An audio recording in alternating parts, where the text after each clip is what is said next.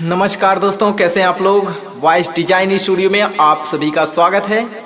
दोस्तों आज मैं लेकर के आया हूँ जैसन सोचले रहली वैसन धनिया मोरबाड़ी सांवर ना गोरबाड़ी हो। इस गाने को थोड़ा मैं अपने गाऊंगा और थोड़ा मिक्सिंग करूंगा। आइए देखते हैं कैसे होता है काम। जिन सिंगर भाइयों को गाना गाना है, रिकॉर्डिंग करवाना है, वो लोग हमसे संपर्क कर सकते हैं, म्यूजिक बनवाने के लिए संपर्क कर सकते हैं। चलिए आइए शुरू करते हैं। जैसन सोचले रहनी वैसन धनिया मोर बाड़ी सावर न गोर बाड़ी हो। जैसन सोचले रहनी वैसन धनिया मोर बाड़ी सावर न गोर बाड़ी हो। थोड़े छर हर पातर मोट थोड़े थोड़ बाड़ी सावर न गोर बाड़ी हो। जैसन सोचले रहनी वैसन पियबा मोर बाड़ा सावर न गोर बाड़ा हो। थोड़े छर हर पातर मोट थोड़े थोड़ बाड़ा सावर न गोर बाड़ा हो।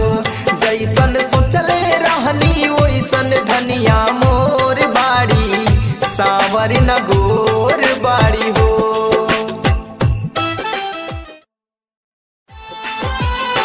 बाटे गोरे गोरे गाल कोमल ओठ लाले लाल हंसली त गलिया पा होला ई चिका सखाल।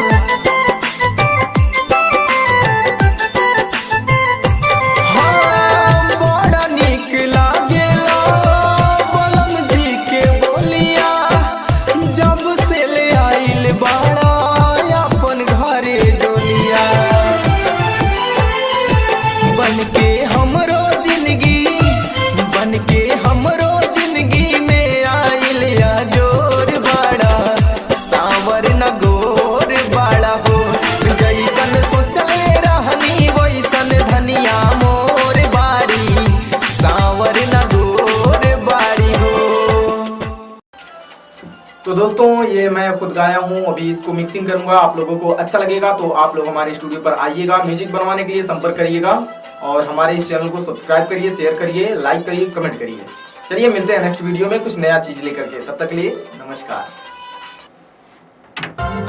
जैसन सोचले रहनी वैसन